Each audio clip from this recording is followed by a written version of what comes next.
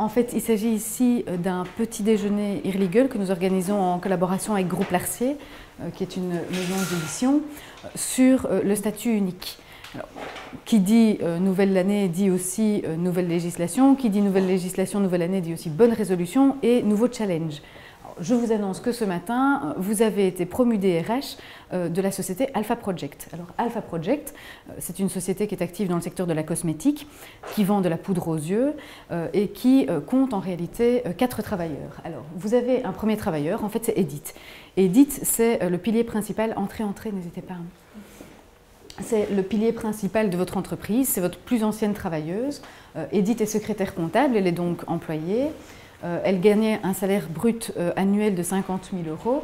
Elle a 44 ans et elle a été engagée le 31 janvier 2001. Grosso modo, Edith, elle fait partie des meubles et c'est elle qui va vous aider un peu à savoir comment on fonctionne dans la société Alpha Project. Edith, son contrat de travail est sans particularité, c'est-à-dire qu'il va de soi qu'Edith avait été engagée avec une clause d'essai, mais elle est, vous vous en doutez, bien expirée depuis le temps qu'elle est en service pour nous. Alors, Oliver a rejoint la société récemment.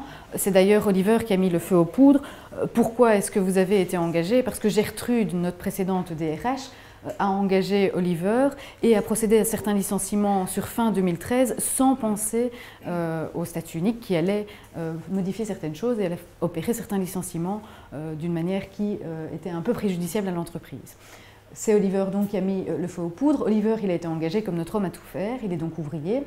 Il a été engagé le 27 décembre 2013 par Gertrude et il a dans son contrat une clause de réduction du préavis pour les 6 premiers mois. Je présume que vous voyez tous de quoi il s'agit.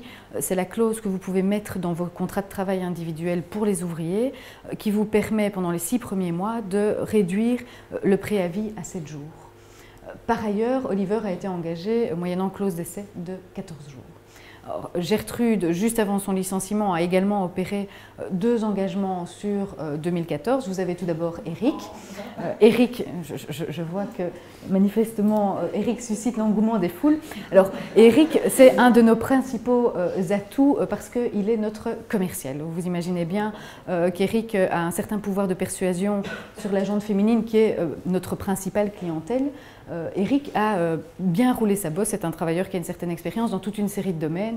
Il a été torréfacteur, il a été mannequin, il a été acteur, mais ce milieu bling-bling le dérangeait un petit peu. Il préfère revenir à l'anonymat et c'est comme ça qu'il a atterri chez Alpha Project.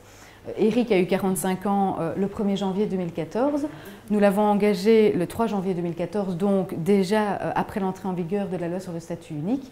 Et Gertrude a intégré dans son contrat une clause d'essai, une clause de non-concurrence et une clause d'écolage. Eric, nous le connaissions déjà d'avant parce qu'il avait presté comme intérimaire pour remplacer Edith pendant son congé de maladie fin 2013. Donc il a travaillé quelques mois comme secrétaire comptable pour nous, ce qui nous avait permis de nouer le contact et ce qui nous a incité, ou en tout cas ce qui a incité Gertrude à le rappeler quand le besoin d'engager un commercial s'est fait sentir. Vous avez enfin Odile. Odile est notre nouvelle femme de ménage. Elle a été engagée le même jour qu'Eric et elle a demandé à être engagée dans le cadre d'un CDD d'1 an parce qu'elle ne savait pas encore très bien si elle se destinait à une carrière de technicienne de surface ou si elle succomberait bientôt à un coup de foudre à Manhattan. Alors vous voilà bientôt DRH de cette nouvelle société. Mon objectif ici est, en brossant les différentes dispositions de la loi sur le statut unique, de vous éviter de tomber dans les pièges que constituent les nouvelles dispositions. Alors, ce n'est pas moi qui vous l'apprends, je présume que vous avez déjà lu tout sur le sujet, mais le principe même de la loi statut unique, c'est de soumettre tous les travailleurs, qu'ils soient employés ou ouvriers, au même délai de préavis. C'est-à-dire que désormais, le préavis est fixé par la loi pour l'ensemble des travailleurs, sachant que les secteurs ne peuvent plus y déroger. Donc il n'y aura plus de dérogation au niveau des commissions paritaires aux délais de préavis qui sont prévus par le législateur. Ce qu'il faut savoir aussi, c'est que, grosso modo, tout ce qui ne change pas reste d'application. Donc vous continuez à licencier de la même manière. Donc si vous faites un préavis, vous devez licencier par recommandé ou par exploit d'huissier. Votre recommandé prend toujours effet 3 jours plus tard, etc. Donc tout ce qui n'est pas évoqué ici reste d'application.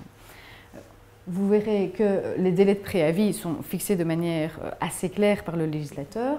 En réalité, le délai de préavis évolue de manière rapide en début de contrat. L'idée était de dire qu'on peut avoir des préavis qui sont brefs mais qui évoluent rapidement, ce qui permet à l'employeur et au travailleur de se tester l'un l'autre tout en pouvant se dégager éventuellement du contrat relativement rapidement. Et donc on a une évolution très rapide des préavis jusqu'à 5 ans d'ancienneté. À partir de 5 ans d'ancienneté, le préavis évolue sur base linéaire à 3 semaines par année d'ancienneté acquise pour ensuite évoluer sur un rythme de croisière en fin de carrière. Le législateur considérait qu'effectivement, après 20 ans d'ancienneté, si vous avez gardé votre travailleur pendant 20 ans, il y a peu de chances que vous le licenciez du jour au lendemain. Et il voulait éviter qu'en acquérant un préavis trop important et trop vite, vous ne soyez tenté de le licencier parce qu'il allait sauter un palier d'ancienneté qui vous coûterait trop cher en cas de licenciement. Et donc, vous verrez que systématiquement, vous devez en réalité juste reprendre le tableau, vérifier l'ancienneté de votre travailleur et appliquer le préavis en fonction de l'ancienneté du travailleur. Vous me direz très bien, appliquer en fonction de l'ancienneté du travailleur, mais mon ancienneté, comment est-ce que je la calcule? En réalité, tout à fait comme avant. C'est-à-dire que vous avez une ancienneté qui est acquise au moment où le délai de préavis prend cours et on applique ce qu'appliquait déjà la jurisprudence avant, qui était de dire l'ancienneté, c'est le service ininterrompu au service d'un même employeur. Je me permets tout de suite de mettre un feu clignotant à ce niveau-là. Pourquoi? Parce qu'il y a une règle qui était une règle qui n'a pas changé, qui est l'ancienneté acquise au moment où le préavis prend cours. J'étais consultée rarement antérieurement par rapport à tout cela, mais je pense que c'est une règle qui va de plus en plus poser problème. Pourquoi? Parce que la plupart des gens calculent l'ancienneté au moment où ils licencient. Ils ne tiennent pas compte du fait que l'ancienneté doit être calculée au moment où le préavis prend cours. Avant, le risque se présentait une fois tous les 5 ans, puisque vous sautiez un palier à peu près tous les 5 ans. Maintenant, avec ces délais de préavis qui évoluent beaucoup plus vite en début de contrat, vous devrez être beaucoup plus attentif à ce point-là, parce que vous avez beaucoup plus de risques de passer un palier d'ancienneté, et donc finalement, pour un jour au niveau de la notification de votre licenciement, de devoir payer 2 semaines de plus de préavis. Donc c'est un élément auquel il faut être très attentif, parce qu'on n'y pensait pas forcément avant, et les risques étaient limités. Ils seront beaucoup plus importants maintenant, puisque la situation se présentera de manière beaucoup plus fréquente. Le législateur a également réglé la situation des intérimaires. Il faut savoir que dans toute une série de commissions paritaires, les intérimaires, les partenaires sociaux avaient déjà réglé la situation des intérimaires. Désormais, le législateur le fait pour l'ensemble des travailleurs. Si vous avez engagé un intérimaire, son ancienneté sera reprise en cours si vous reconcluez un contrat de travail immédiatement après le contrat d'intérim. Ou si le contrat de travail suit avec une interruption de maximum 7 jours. Or, toute l'ancienneté en qualité d'intérimaire n'est pas reprise en compte, elle est reprise en compte pour un maximum d'1 an. Maintenant, dans la pratique, c'est rare que vous engagiez un intérimaire pour plus d'1 an. Donc, très clairement, c'est une règle à tenir en compte dans le calcul de l'ancienneté.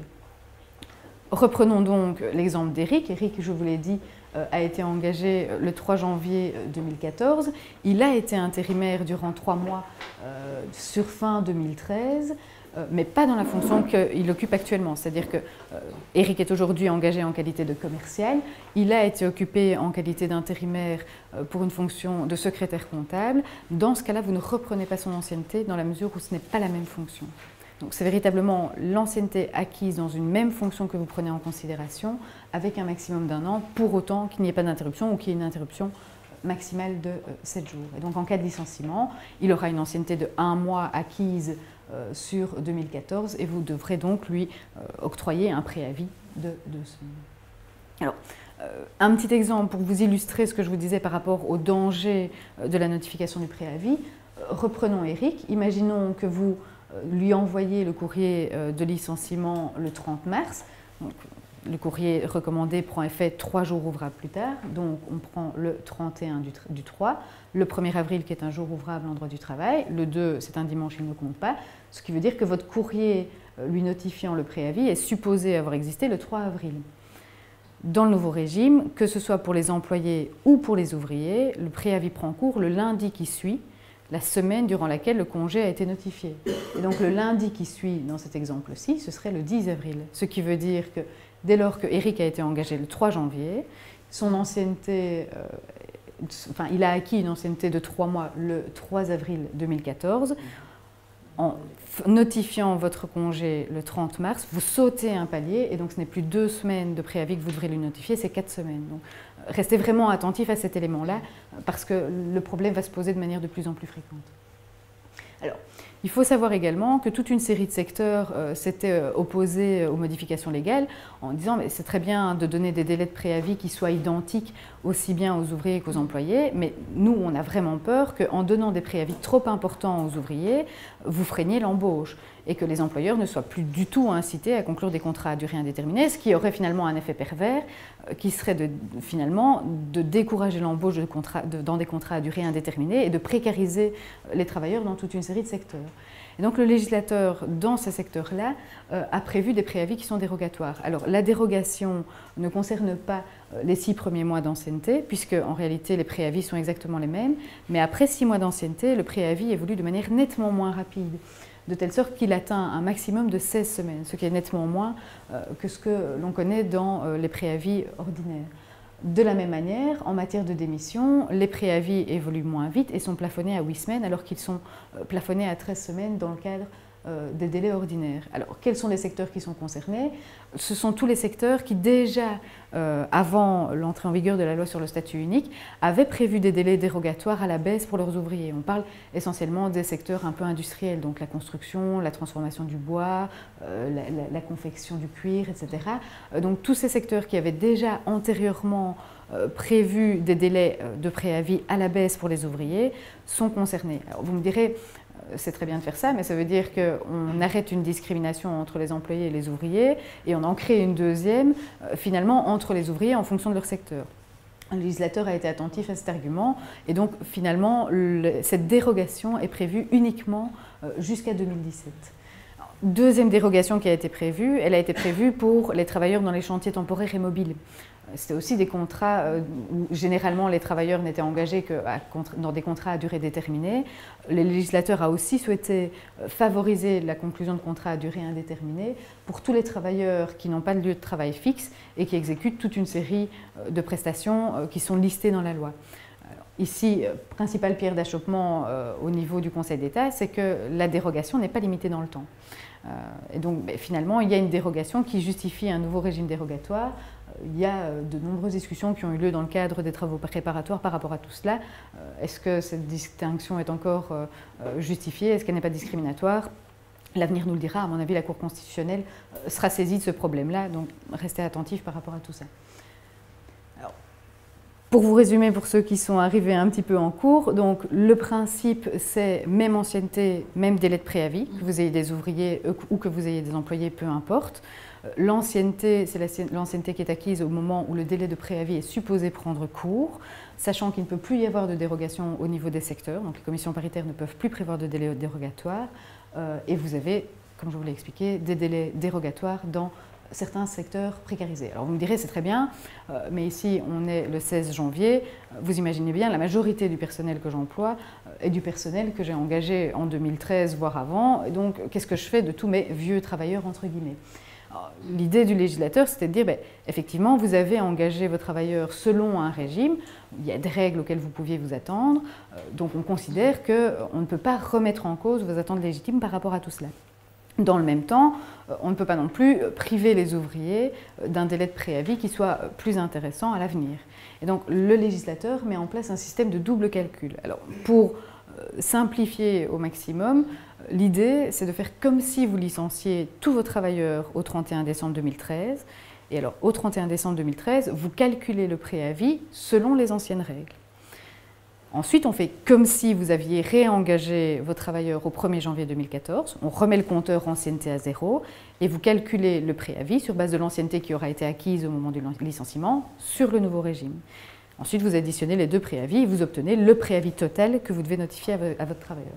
Avec deux nuances néanmoins, vous me direz, mais fort bien, mais moi qu'est-ce que je fais avec tous mes travailleurs Greek-Lice? Est-ce que je recommence à calculer des Greek-Lice, etc., à renégocier avec mes travailleurs? C'est absolument insupportable. Non, le législateur a été attentif à tout cela. En réalité, ce qu'il faut savoir, c'est que la Greek-Lice, statistiquement et dans la majorité des cas, aboutissait plus ou moins à 1 mois par année d'ancienneté. Et donc le législateur simplifie la donne pour les anciens employés Greek-Lice en vous disant, vous calculez 1 mois par année d'ancienneté, toujours avec la réserve du minimum de 3 mois par 5 ans d'ancienneté. Donc le calcul est beaucoup plus facile à partir de 2014. Deuxième précision, quid alors de toutes les clauses d'ancienneté conventionnelles que j'avais reprises, quid des clauses de réduction de préavis, etc. Elles continuent à s'appliquer. En tout cas, tant que vous êtes dans le délai de votre clause, la clause continue à s'appliquer. Ce qui veut dire que si vous avez une clause de reprise d'ancienneté de 10 ans, vous devez calculer les 10 ans d'ancienneté, plus l'ancienneté acquise sur 2013, plus l'ancienneté acquise sur 2014. Globalement, ça ne changera pas grand-chose d'un point de vue financier.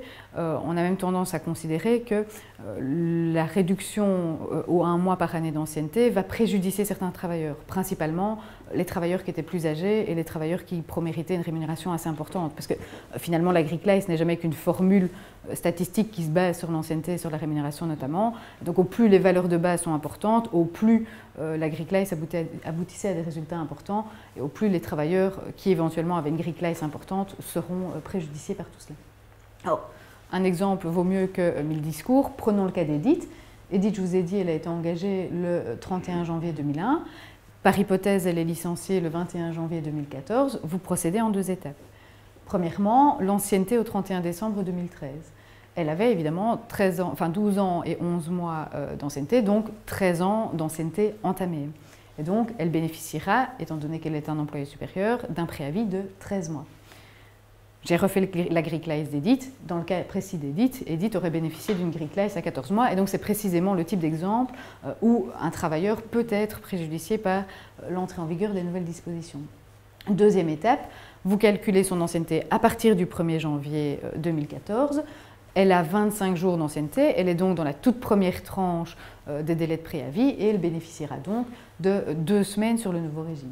Et donc, une fois que vous avez calculé les 2 étapes, vous additionnez les 2 préavis et vous aurez donc un préavis total de 13 mois et 2 semaines. Qu'en est-il d'Oliver? Oliver, je vous l'ai dit, il a été engagé le 27 du 12 2013. Il a donc 4 jours d'ancienneté sur 2013. Il est licencié par hypothèse le 15 janvier 2014. Dans un secteur où le préavis minimal est de 14 jours pour les ouvriers, vous avez un premier préavis de 14 jours, un deuxième préavis de 2 semaines, étant donné qu'il a 15 jours d'ancienneté sur 2014. Mais attention, la clause de réduction de préavis continue à courir jusqu'à son expiration. Et donc, licencié le 15 janvier 2014, Oliver aurait droit à un préavis de 7 jours. Et donc, vos clauses continuent à s'appliquer jusqu'à leur expiration. Alors, quid pour les démissions? Alors, les démissions rebelote, un calcul en 2 étapes, sachant que le législateur a souhaité limiter au maximum les distinctions entre les travailleurs. Alors, le calcul est simple. Vous prenez votre premier préavis. Si vous atteignez le maximum qui était prévu sous l'ancienne législation, vous vous arrêtez au premier préavis. Si vous ne l'atteignez pas, mais que vous atteignez les 13 semaines, vous vous arrêtez aussi aux 13 semaines. Et si vous n'atteignez pas les 13 semaines, vous faites le calcul en 2 étapes, vous additionnez et vous plafonnez à 13 semaines.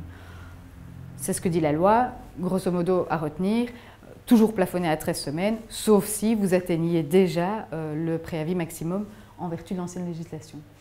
Prenons le cas d'Edith. Imaginons que Edith sent que le vent tourne chez Alpha Project. Elle décide donc cette fois-ci de démissionner le 25 janvier 2014. Je vous l'ai dit, elle avait donc 12 ans et 11 mois d'ancienneté au 31 décembre 2013. Elle justifiait donc d'un préavis de 4 mois et demi. Vous vous arrêtez là. Comme elle atteignait déjà le maximum de l'ancienne législation, vous ne calculez pas le second préavis. Et donc, vous aurez un préavis total de 4 mois et demi. Pour résumer en gros sur la question de comment faire avec mes travailleurs d'avant 2013, un calcul du préavis en 2 étapes. Première étape selon les anciennes règles, nouvelle étape selon les nouvelles règles. Vous additionnez les 2 et vous continuez surtout à appliquer les clauses particulières que vous aviez déjà intégrées dans vos contrats, pour autant qu'elles soient valides et pour autant qu'elles soient toujours en cours. Le législateur a également procédé à un toilettage au niveau des clauses que vous pouviez intégrer dans le contrat. Tout d'abord en supprimant la période d'essai. Pourquoi? Parce que finalement, les délais de préavis sont tellement courts en début d'exécution qu'on considérait qu'il n'y avait plus lieu d'intégrer des clauses d'essai dans les contrats de travail. De la même manière, les clauses d'écolage et les clauses de non-concurrence, qui étaient régies par rapport à la clause d'essai dans la loi sur le contrat de travail, sont considérées comme étant inopérantes dans les 6 premiers mois du contrat. En réalité, l'idée c'était qu'avant, elles étaient inopérantes pendant la clause d'essai. Étant donné qu'on supprime la clause d'essai, il n'y avait plus lieu de faire référence à la clause d'essai. Donc on fait référence à ce délai de 6 mois, qui est un délai de 6 mois fixe Reprenons le contrat d'Éric. Alors Éric, c'est aussi un des travailleurs qui a donné lieu au licenciement de Gertrude. Pourquoi? Parce que Gertrude avait conclu un contrat avec une clause d'essai, alors que la clause d'essai était nulle. Imaginons que vous licenciez Éric, vous ne pouvez pas faire application de la clause d'essai que vous avez conclue après le 1er janvier 2014. De la même manière, si vous voulez éviter que Éric s'en aille avec votre portefeuille client, et Dieu sait qu'il a un pouvoir de conviction auprès de la clientèle, vous devez attendre le 3 juillet 2014 pour le licencier et pour que votre clause de non-concurrence puisse prendre effet. Reprenons le cas d'Oliver. Oliver, je vous l'ai dit, il a été engagé le 27 décembre 2013. Il est licencié par hypothèse le 5 janvier 2014, alors qu'il y avait une clause d'essai de 14 jours. Vous êtes toujours dans la période de dans l'exécution de la clause d'essai, et donc vous devez respecter cette clause d'essai. Le législateur a également revu un peu la manière de fonctionner au niveau de l'incapacité de travail, puisque vous le savez probablement, la principale pierre d'achoppement au niveau de la Cour constitutionnelle était de dire que le statut des ouvriers et des employés était discriminatoire, d'une part parce qu'ils avaient des délais de préavis différents, d'autre part parce que les ouvriers étaient toujours soumis au jour de carence, ce qui n'était pas le cas des employés. À l'occasion de la suppression du jour de carence et des discussions qui ont été menées entre les partenaires sociaux, ce qui justifie qu'on revoie fondamentalement le régime de l'incapacité de travail. Tout d'abord, évidemment, en supprimant le jour de carence. La Cour constitutionnelle avait dit que le jour de carence est discriminatoire, le législateur ne pouvait pas faire autrement. Mais également en renforçant les obligations du travailleur par rapport à tout cela. Alors, il y a une première possibilité qui est intégrée dans la loi, qui donne déjà lieu à de très nombreux débats, c'est que la loi prévoit que vous pouvez intégrer soit dans votre règlement de travail, soit dans une société d'entreprise, soit dans une société sectorielle, la possibilité d'assigner votre travailleur à résidence. Et donc, ça implique que votre travailleur doit rester soit chez lui, soit dans le lieu où il vous déclare résider, pendant 4 heures consécutives, entre 7 heures et 20 heures. Le Conseil d'État a tout de suite freiné des cas de fer en disant « oui, mais attention, ce genre de choses, c'est attentatoire à la vie privée, donc à supposer qu'on considère que ce soit légal, il faudra à tout le moins que ce soit proportionnel ». Merci beaucoup, Monsieur le Conseil d'État, merci beaucoup les parlementaires, mais qu'est-ce que ça veut dire proportionnel? Est-ce que ça veut dire que quand vous avez un certificat médical de 2 semaines, vous devez limiter aux 3 premiers jours d'incapacité? Est-ce que ça veut dire que vous le limitez à 1 jour d'incapacité, et dans ce cas-là, autant ne pas le faire? Est-ce que ça veut dire que vous pouvez le faire sur toute la durée de l'incapacité de travail? Manifestement pas. Est-ce que ça veut dire que quand vous avez des certificats médicaux répétés, vous pouvez répéter l'opération? On n'en sait rien à ce stade-ci. Ce qu'il me semble, c'est qu'en toute hypothèse, ça devra faire l'objet d'une discussion avec vos travailleurs parce que nécessairement ça implique une modification du règlement de travail et donc vous aurez nécessairement le son de cloche de vos travailleurs. Deuxièmement, que vous ne pouvez pas le faire sur toute l'incapacité de travail. Je pense que les 3 premiers jours, ça reste quelque chose de proportionnel, eu égard à l'objectif qui est de dire il vaudrait mieux que le travailleur ne se soustrait pas au contrôle du médecin contrôle. Maintenant, à vous de juger aussi, en fonction de vos entreprises, si oui ou non le besoin s'en fait sentir. Parce que honnêtement, habituellement, qu'est-ce que vous faites? Vous envoyez le médecin contrôle. Si le travailleur n'est pas là, il se fait convoquer et il va de toute façon chez le médecin contrôle. Donc, est-ce que ça vaut la peine de susciter des émotions dans l'entreprise pour une faculté qui finalement ne vous apportera pas grand-chose de plus? À juger au cas par cas en fonction de ce que vous appliquez dans vos entreprises, sous la réserve évidemment de la légalité de ces dispositions-là, parce que je sens qu'on va aller au-devant de procès parce que très clairement les employeurs qui auront intégré ce genre de dispositions dans le règlement de travail et qui les appliqueront auront probablement des plaintes de leurs travailleurs par rapport à tout cela et je ne doute pas que la Cour constitutionnelle sera saisie incessamment sous peu de ce genre de questions et de la validité de ce genre de clauses au regard de la vie privée du travail. Alors, avant, dans l'Ancien Régime, le législateur ne prévoyait de sanctions que lorsque le travailleur négligeait de vous envoyer son certificat médical dans les 48 heures. Ça donnait lieu à beaucoup de débats sur la question de quid de la sanction quand mon travailleur ne m'avertit même pas de son incapacité. Le législateur règle enfin la question. C'est-à-dire que quand le travailleur ne vous avertit pas de son incapacité, il perd son droit à la rémunération garantie jusqu'à ce qu'il vous ait averti. Idem quand il ne vous a pas remis son certificat médical, c'était déjà applicable avant, et idem lorsqu'il ne se soumet pas au contrôle du médecin contrôle. Attention évidemment que ces dispositions-là doivent être appliquées de manière raisonnable. Tout dépend encore du motif pour lequel vous n'avez pas été averti. hors de question de retenir la rémunération garantie de votre travailleur s'il était dans le coma à l'hôpital. Nécessairement, il n'a pas pu vous avertir, c'est un cas de force majeure. Donc, toujours à appliquer en fonction des motifs qui seraient évoqués par votre travailleur. Et si le travailleur remet un certificat qui couvre quand même la période pendant laquelle il n'a pas prévenu, à partir de ce moment-là, il a droit à sa rémunération garantie? Si le travailleur remet un certificat médical qui justifie finalement a posteriori d'une incapacité pour laquelle il ne vous a pas averti, la sanction s'applique tout de même, puisque la sanction s'applique désormais au travailleur qui ne vous a pas averti, peu importe qui justifie a posteriori du fait qu'il avait de bonnes raisons de ne pas être là pendant 2 jours. Et c'était d'ailleurs la principale pierre d'achoppement en jurisprudence, parce qu'on se disait, mais finalement c'est fort bien, mais moi pendant 2 jours, je n'ai pas de nouvelles de mon travailleur, je ne sais pas ce que je dois en faire. 2 jours plus tard, il m'envoie mon certificat médical, fort bien, mais quid de la rémunération garantie? Et donc, désormais, la question est réglée par le législateur. Le travailleur recouvre le droit à sa rémunération garantie quand il vous avertit ou quand il vous remet son certificat médical. Donc, c'est vraiment par infraction une sanction qui est prévue. Non-avertissement, sanction. Non-remise du certificat médical, sanction. Et non-présentation au contrôle, sanction. Et donc, ce sont 3 hypothèses bien différentes. Alors, au niveau des incapacités de travail, le législateur a aussi été attentif finalement à la pratique des travailleurs qui consistait à remettre des certificats médicaux en cours de préavis et qui prolongeaient ainsi leur préavis jusqu'à ce que finalement l'employeur décide de commuer le préavis en indemnité. Sous l'Ancien Régime, vous aviez le droit de déduire la rémunération garantie que vous aviez payée pour autant que l'incapacité atteigne 6 mois. Ce qui, dans le cadre de courts préavis, posait véritablement problème.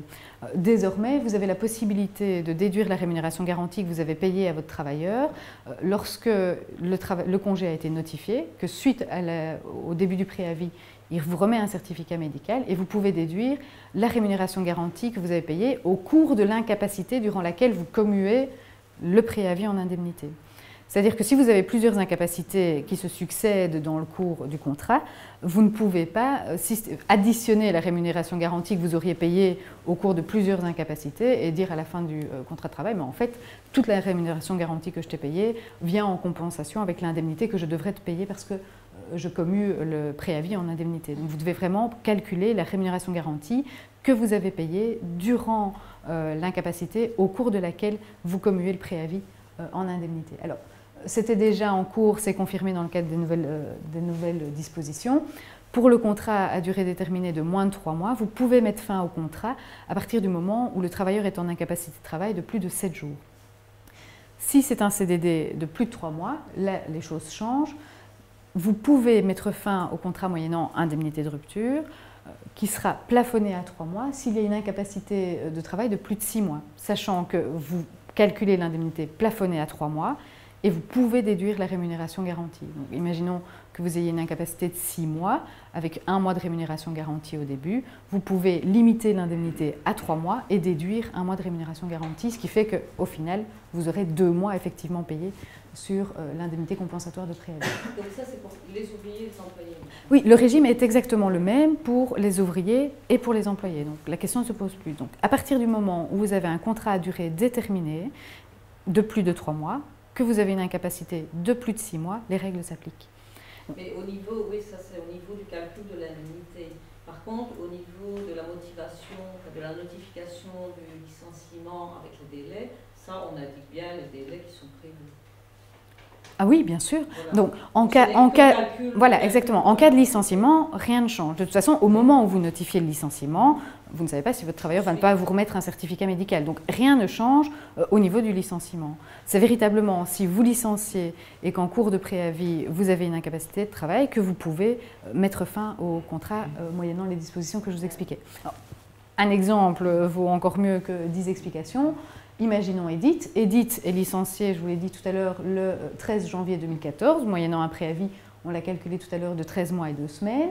Le début du préavis, c'est le 20 janvier 2014, puisque je vous l'ai dit, le préavis prend cours le lundi qui suit. Donc, elle a été licenciée lundi passé, le préavis prend cours lundi prochain. Elle vous remet 3 certificats médicaux. Un premier certificat médical du 20 janvier au 30 janvier, un second certificat médical du 15 février au 28 février et un troisième certificat médical du 1er avril au 5 avril. Et 5 avril, vous vous dites, bon, on ne peut pas continuer comme ça, mon préavis qui durait déjà 13 mois va finir par en durer 39, je commue le préavis en indemnité. Dans ce cas-là, vous pouvez, le 5 avril 2014, quand vous mettez fin au contrat moyennant indemnité, déduire la rémunération garantie que vous avez payée entre le 1er et le 5 avril. Donc, vous ne pouvez pas déduire les autres périodes de rémunération garantie, même si vous êtes à moins de 30 jours au total. Vous devez vraiment limiter à la période d'incapacité durant laquelle vous mettez fin au contrat. Reprenons le cas d'Odile. Odile, elle est engagée le 3 janvier 2014. Elle a un accident de voiture le 5 janvier 2014. Elle vous remet un certificat médical de plus de 6 mois. Vous pouvez, dans ce cas, rompre le contrat, moyennant une indemnité de préavis qui sera plafonnée à 3 mois, dont vous pouvez déduire le mois de rémunération garantie que vous aurez payé au début de l'incapacité de 6 mois. Alors, et on ne peut plus licencier un CDI absent de plus de 6 mois, du coup? Si, bien sûr. Mais vous pouviez déjà le faire avant, donc vous pouviez le faire avant, vous pouvez toujours le faire maintenant. Le tout, c'est que vous payerez une indemnité de rupture. J'ai dit que c'était abrogé dans la loi. Que c'était abrogé dans la loi. Les articles de licenciement pour les CDI d'absence de plus de 6 mois. Donc en fait, ce qui est supprimé dans la loi, c'est la possibilité de déduire la rémunération garantie que vous aviez payée le 1er mois en cas d'incapacité de plus de 6 mois. Mais en réalité, elle est remplacée par l'autre disposition qui dit quand vous licenciez moyennant prestation d'un préavis, vous pouvez déduire la rémunération garantie que vous avez payée en début d'incapacité. Ou... C'est une opération blanche. C'est une opération blanche. En réalité, avant, on vous disait vous devez attendre 6 mois d'incapacité de travail pour pouvoir commuer en indemnité et déduire le mois de rémunération garantie. Maintenant, on vous dit vous ne devez plus attendre 6 mois. Si vous mettez fin au contrat moyennant indemnité après une incapacité de travail pendant le préavis, vous pouvez d'office déduire la rémunération garantie. Et donc ce délai de 6 mois est purement et simplement supprimé puisqu'on n'en a plus besoin en réalité. Ça vous paraît clair? Pas trop. Je voyais une personne en CDI à l'heure actuelle, au bout de 6 mois d'incapacité, qu'elle soit en préavis ou pas, on la licencie. Oui. Sans motiver le licenciement, tout simplement parce que c'est prévu par la loi 78. À l'heure actuelle, il me semble que les deux articles-là qui permettaient de licencier ont été abrogés et remplacés par les dispositions qu'on vient de voir, mais qui ne laissent plus la possibilité de licencier un CDI pour absence de plus de 6 mois. Alors, s'agissant de la possibilité de licencier un CDI pour absence de plus de 6 mois, en réalité, rien ne change, parce que l'article est supprimé, mais la législation ne vous interdit pas de licencier un travailleur parce qu'il est en incapacité de travail. Et en réalité, que disait la loi? La loi, elle ne vous disait pas que vous pouviez ne pas respecter de délai de préavis, elle vous disait juste, après 6 mois d'incapacité de travail, vous licenciez moyennant une indemnité et vous pouvez déduire la rémunération garantie. Vous pouvez toujours le faire de la même manière, si ce n'est que vous ne devez plus attendre les 6 mois d'incapacité. Et donc, on peut encore le faire en visant la même disposition? La disposition officiellement est abrogée, c'est un autre article qui va s'appliquer, mais en réalité, la possibilité existe toujours. Vous pouviez déjà, dans l'ancien régime, licencier un travailleur qui était en incapacité de travail, même juste de 3 mois, vous ne deviez pas attendre 6 mois pour le licencier. La seule chose, c'est que voilà, il faut prendre vos dispositions, il faut prendre vos responsabilités. Si vous licenciez un travailleur en incapacité de travail depuis 3 mois dans l'ancien régime, vous ne pouviez pas déduire la rémunération garantie, et en toute hypothèse, puisqu'elle est en incapacité de travail et donc en incapacité de prester un préavis, vous deviez payer une indemnité de rupture, quoi qu'il arrive. La seule chose que vous disait l'ancien régime, c'est si vous le faites après 6 mois, vous pouvez déduire la rémunération garantie. Ici, le législateur vous dit, vous pouvez le faire pour autant qu'elle soit en préavis, que vous ayez déjà notifié le préavis, qu'elle remette un certificat médical en cours de préavis. Dans ce cas-là, vous pouvez déduire la rémunération garantie. Oui, par contre, on ne peut rien déduire si on a remis un licenciement avec paiement avec rupture immédiate. Non, Paiement non. Ça, par nature pas, parce que de toute façon, quand vous mettez fin au contrat de manière immédiate avec paiement d'une indemnité, l'incapacité de travail, par nature, intervient en cours d'indemnité, entre guillemets. Donc, par nature, ça, vous ne pourriez pas le faire. Donc, on aurait tout intérêt, alors, dans un cas pareil, à licencier moyennant préavis. Attendre de voir un peu comment ça fonctionne. Est-ce que le travailleur, oui ou non, se met en incapacité de travail? Et si oui, vous commuez en indemnité et vous déduisez la rémunération garantie.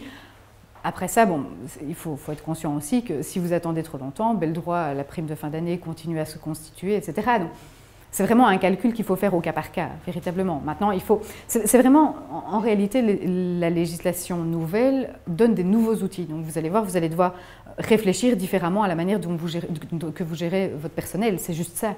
Mais vous avez de nouveaux outils dans le cadre de la nouvelle législation et vous allez dans très bientôt, je suis sûre, vous jonglerez avec ce genre d'outils et vous pourrez les utiliser. Mais donc sur le plan de l'incapacité de travail, donc, nouvelle possibilité d'assignation du travailleur à résidence, nouvelle possibilité de sanction, en tout cas confirmation de la jurisprudence antérieure, et possibilité de déduire la rémunération garantie dans certains cas quand vous avez mis fin au contrat. Alors, comme des questions au niveau justement de la prise de cours du préavis ou de la prise de cours de l'indemnité de rupture, si la personne ne prend pas le travail, donc elle est en incapacité depuis 6 mois, il n'est pas prévu qu'elle reprenne le travail, le délai va quand même commencer à courir à partir du moment où on va envoyer la notification. Oui. Hein. Même si elle est en interruption quand on lui envoie. Concernant, en réalité, concernant la prise de cours de votre délai de préavis, quand vous avez une indemnité de rupture, la question ne se pose pas. Vous mettez fin au contrat, l'indemnité elle est payable le jour où vous mettez fin au contrat. Quand vous notifiez moyennant un délai de préavis, ça veut dire que le délai de préavis commence à courir le lundi qui suit, mais le préavis est suspendu. Et en réalité, c'était la même chose dans les anciennes dispositions. Ce n'est pas que votre préavis ne commençait pas à courir, c'est qu'il commençait à courir, mais qu'il était suspendu le jour même où il commençait à courir. Donc en réalité, ça s'applique exactement de la même manière que les anciennes dispositions. Alors, pareillement, en toilettant un peu toutes les dispositions, le législateur voulait aussi éviter que systématiquement les employeurs, en ayant peur des dispositions statut unique, n'engagent plus que dans des contrats à durée déterminée ou dans le cadre de contrats intérimaires. Et donc la logique des contrats à durée déterminée et des contrats intérimaires a été repensée également parce que précédemment, vous pouviez, dans le cadre de contrats à durée déterminée, insérer des clauses d'essai. À partir du moment où la clause d'essai est tout bonnement supprimée, il fallait revoir un peu le régime pour vous permettre de trouver des outils plus ou moins similaires. Alors, que fait le législateur? Le législateur prévoit désormais que, quoi qu'il arrive, dans tous vos contrats à durée déterminée, la première moitié est considérée comme une période d'essai Canada Dry. Ça a l'odeur de la période d'essai, ça a la couleur de la période d'essai, mais ce n'en est pas une. Alors, la première période, donc la première moitié, mais avec un maximum de 6 mois.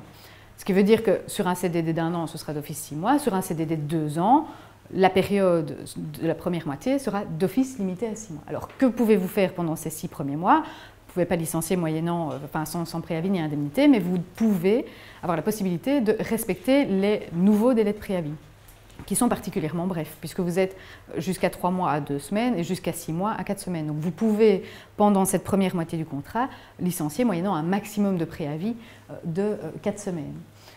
Ce, même si vous ne l'avez pas prévu dans vos contrats. Et donc on évacue toute la difficulté de vérifier si les clauses d'essai sont bien conclues avant l'entrée en service, si elles sont valides, si elles sont légales, si la rémunération minimum a été respectée. La question ne se pose plus. D'office, tous vos contrats à durée déterminée seront dans la première moitié ou à tout le moins dans une période maximale de 6 mois considérés comme une période d'essai. Attention, vous pouvez mettre fin au contrat, mais le régime s'applique exactement comme c'était le cas de la clause d'essai. C'est-à-dire que le dernier jour de prestation de votre travailleur doit se situer dans cette première période de 6 mois.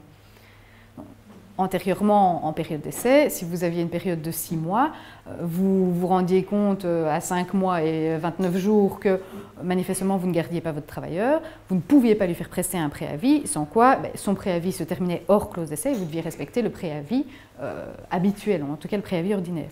Le principe, c'est que ça s'applique exactement de la même manière ici. Donc attention, vérifiez dans tous vos contrats à durée déterminée au moins 2 semaines avant pour pouvoir encore notifier un préavis qui serait presté jusqu'à la fin de la période d'essai. Et au niveau de la justification alors, parce qu'avant vous indiquiez période d'essai non concluante, alors, la question a été posée également dans les anciennes, dans les précédentes formations. Quid de la justification en période d'essai? Le travailleur, donc avant vous aviez l'habitude de dire période d'essai non concluante. Ici, ce serait exactement la même chose. Vous diriez, le travailleur ne convient pas à la fonction. Je ne vois pas comment l'ONEM pourrait revoir sa politique par rapport à tout cela, honnêtement. Bon, après ça, j'ai interrogé l'ONEM. L'ONEM me dit, on n'est pas trop au courant, on ne voit pas trop comment on va faire. Vraisemblablement, le comité de gestion doit se réunir la semaine prochaine pour voir comment ils vont appliquer le statut unique. Mais très clairement, la justification, ce sera juste que vous ne mettez pas clause d'essai non concluante, mais juste le travailleur ne convient pas à la fonction. Donc globalement, au niveau de la motivation sur votre formulaire C4, ça ne va pas changer grand-chose. Alors attention aussi, en cas de contrat à durée déterminée successif, évidemment, vous ne pouvez pas systématiquement renouveler la période d'essai, ça va de soi, ça va encore mieux en le disant, et donc ça ne vaut que pour, que pour le premier contrat à durée déterminée. D'où l'importance de réfléchir à la manière dont vous gérez votre personnel et d'éventuellement conclure un premier contrat à durée déterminée d'1 an pour disposer d'une période d'essai de 6 mois et ensuite de mettre des contrats à durée déterminée de faible durée, plutôt que de faire l'inverse qu'on faisait plutôt pour le moment et de faire des petits contrats à durée déterminée et puis ensuite un plus long. Donc vous allez voir, ça va changer votre logique au niveau de la manière dont vous gérez et vous utilisez le contrat à durée déterminée. Alors, pour ce qui est des contrats de travail limités dans le temps, des contrats étudiants et des contrats intérimaires, une fois de plus, le législateur entend simplifier la donne et donc les 3 premiers jours du contrat de travail étudiant et du contrat de travail intérimaire sont considérés comme des clauses d'essai. Donc vous pouvez mettre fin pendant les 3 premiers jours du contrat étudiant ou du contrat de travail intérimaire sans préavis ni indemnité. Et une fois de plus, le même principe vaut si vous concluez plusieurs contrats de travail intérimaire. Évidemment, la possibilité ne vaut que pour le premier contrat de travail intérimaire. Reprenons l'exemple d'Odile. Odile, elle a été engagée le 3 janvier 2014 dans un CDD d'1 an. Imaginons qu'elle soit licenciée à la fin de ce mois-ci, 31 janvier 2014. Elle est donc encore au cours de sa période d'essai Canada Dry. Elle a donc droit à un préavis de 2 semaines, qui est le préavis applicable pour la première tranche d'ancienneté. Reprenons toujours le cas d'Odile. Odile, elle est engagée le 3 janvier 2014 dans un CDD d'1 an. Elle est licenciée en dehors de la période d'essai Canada Dry. Vous appliquez dans ce cas-là les règles que vous appliquez déjà maintenant en cas de rupture d'un contrat à durée déterminée anticipativement. C'est-à-dire, vous respectez en principe la durée du contrat qui reste à prester, mais plafonné à 2 fois le préavis que vous auriez dû respecter en cas de CDI. Dans le cas d'Odile, Odile a une ancienneté de plus de 6 mois. Elle a donc droit, théoriquement, si elle était en CDI, à un préavis de 6 semaines. 6 semaines fois 2 égale 12, et donc la durée restante est plafonnée à 12 semaines. Ça vous paraît clair? En réalité, à ce niveau-là, rien ne change. Après l'expiration de cette période d'essai Canada Dry et des CDD, vous continuez à faire comme vous avez toujours fait par le passé.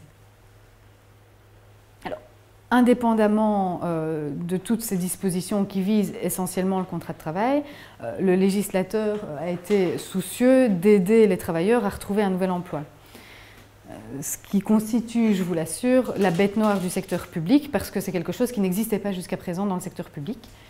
Et donc en réalité, désormais, le reclassement professionnel qu'on connaissait dans le secteur privé, comme le outplacement dans le cadre des CCT 82, est applicable à tous les employeurs, donc y compris le secteur public.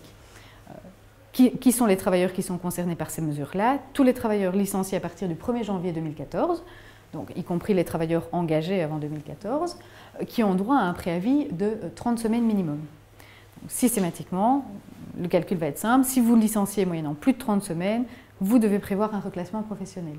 Alors, les principes sont similaires à ce qu'on connaissait dans le secteur privé avec les CCT 82, si ce n'est que maintenant le législateur prévoit une fourchette de prix de l'outplacement, manifestement en considérant qu'en dessous de 1 800 €, vous n'aviez pas un outplacement valable et qu'au-dessus de 5 500 €, vous payez probablement pour rien. Donc désormais, la valeur de votre outplacement doit être située entre 1 800 et 5 500 €. Vous avez l'obligation, et ça n'était pas applicable dans le cadre de la CCT 82, de formuler une offre d'outplacement dans les 4 semaines du début du délai de préavis. Donc, dans le cadre de la CCT 82, votre travailleur n'avait aucune possibilité de vous obliger à lui notifier une offre d'outplacement pendant la durée du délai de préavis. Désormais, c'est obligatoire. Avant même que le préavis n'ait atteint 4 semaines, vous devez notifier une offre d'outplacement à votre travailleur.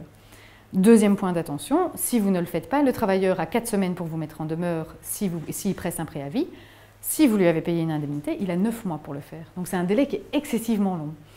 Donc attention à tout ça. Les travailleurs que vous licencieriez et qui auraient droit à un reclassement professionnel dans le cadre de la loi sur le statut unique, ne rangez pas leur dossier trop vite parce qu'ils ont 9 mois pour revenir vers vous. On est presque au délai d'1 an de prescription du contrat de travail. Donc il faut rester très attentif à tout ça. Et alors, nouveauté également, c'est que pour les travailleurs à temps partiel ou les travailleurs en créditant, l'outplacement, le reclassement professionnel dans le cadre de la loi est proratisé. Alors, concrètement, qu'est-ce que ça implique?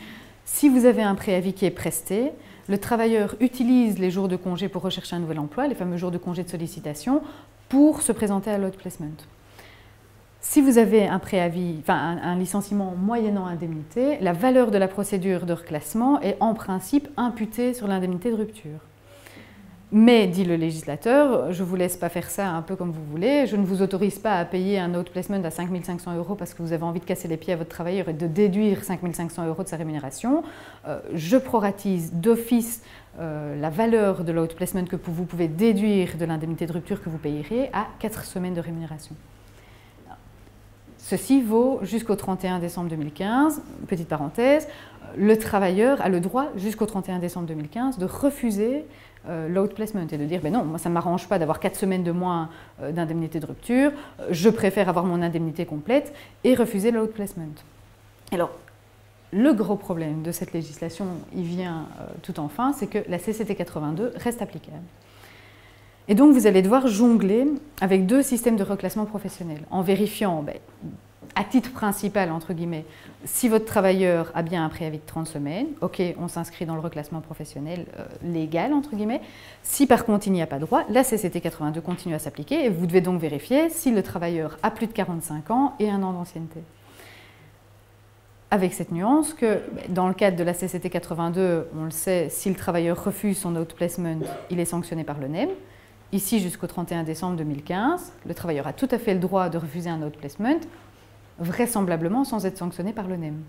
Donc on a déjà des régimes discriminatoires, donc on a deux outils avec lesquels jongler. Évidemment, les délais de la CCT 82 ne sont pas les délais de la loi de 2001 qui a été modifiée pour intégrer le reclassement professionnel. Et donc, il va falloir être vraiment très attentif avec les travailleurs âgés et ayant une plus grande ancienneté. Donc, très attention. Alors, la question m'a été posée dans le cadre des précédentes formations sur comment on fait, nous, administration, pour mettre en place tout ça. Marché public, vous n'avez pas le choix. Et alors, comment faire pour finalement trouver un prestataire en 4 semaines, lancer un marché public dès le licenciement de votre travailleur, ça va être carrément impossible. Donc, on a posé la question en interne à nos spécialistes du marché public pour pouvoir vous donner une réponse. L'idéal, c'est véritablement de lancer une procédure de marché public sur un contrat cadre, par lequel vous donnez les informations principales sur ce que vous recherchez. Globalement, vous n'aurez pas grand-chose à mettre dans votre cahier des charges parce que tout est déjà quasi prévu par la loi et par lequel vous faites un appel d'offres sur les différents prestataires qui pourraient fournir les outplacements dans les différents cas de licenciement pour éviter justement, à chaque fois que vous avez un licenciement, de vous retrouver à devoir faire un marché public, ce qui serait tout à fait impossible. Donc, à prévoir parce que ça s'applique déjà. Donc, vous devriez déjà avoir fait un appel d'offres pour ce genre de choses. La bonne nouvelle, entre guillemets, c'est que maintenant que le secteur public est également concerné, on va avoir une demande qui est beaucoup plus importante et je pense que le secteur de l'outplacement ne va pas avoir d'autre choix que de diminuer ses prix pour être compétitif, notamment dans le cadre de marchés publics. Donc probablement que vous aurez des offres dans le cadre de vos marchés publics qui seront toutes à 1 800 € et je vous souhaite bonne chance pour les départager parce que les critères de la loi sont tellement stricts que je ne vois pas très bien sur quels critères qualitatifs vous pourriez encore les distinguer. Certainement pas sur l'expérience dans le secteur public, puisque de toute façon, ça commence seulement à s'appliquer. Et donc voilà, donc je vous souhaite bonne chance par rapport à tout ça, parce que très clairement, vous allez avoir des offres qui seront quasi toutes identiques et qui seront probablement toutes limitées à 1 800 € pour essayer d'attraper le chaland. Donc voilà, mais donc en rentrant, la première chose à faire, c'est de prévoir une offre pour retrouver un prestataire au cas où vous licencieriez demain un travailleur qui a droit à un préavis de plus de 30 semaines. Et on ne pourrait pas les départager par rapport justement aux mesures qu'ils mettent en œuvre en matière d'occupation pour les employés. Alors, les départager sur base des mesures, pourquoi pas? Et je pense que bon, voilà, le secteur de l'outplacement va devoir faire preuve d'inventivité pour se vendre un peu mieux que les autres.